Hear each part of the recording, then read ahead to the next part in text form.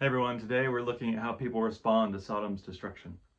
The men said to Lot, "Who's still here with you? Take away from this place your sons-in-law, your sons, your daughters, and everyone else you have in the city, because we are about to destroy this place. Yahweh has found the cries of injustice so serious that Yahweh sent us to destroy it." Lot went to speak with his sons-in-laws, but they thought he was joking.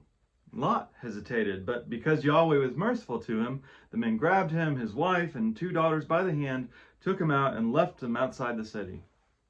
After getting him out, the men said, "Save your lives, don't look back."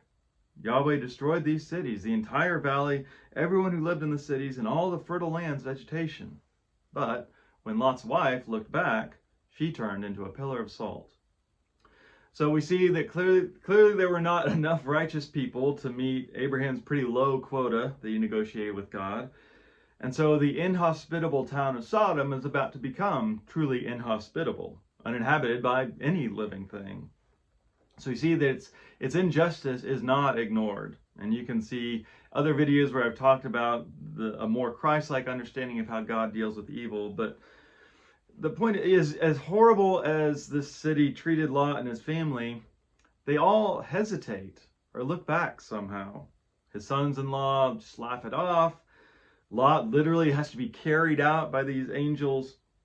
And his wife famously and kind of strangely is turned into salt for looking back at Sodom. Now in context, that her is probably just explaining some odd human-shaped geological features in the area, but really it points to a deeper spiritual truth. It's hard to leave things behind, even when they're terrible. How many times have you looked back at your past life or past actions, the actions you regret, but you still have kind of a weird fondness for that time? Or maybe you struggled to walk away from a bad situation just because you're familiar with it. I think this is a pretty good description of addiction. Most people that are caught up in that, they know it's not helpful, they know it's hurting them, and yet it's so hard to get out of that life. Or situations of abuse.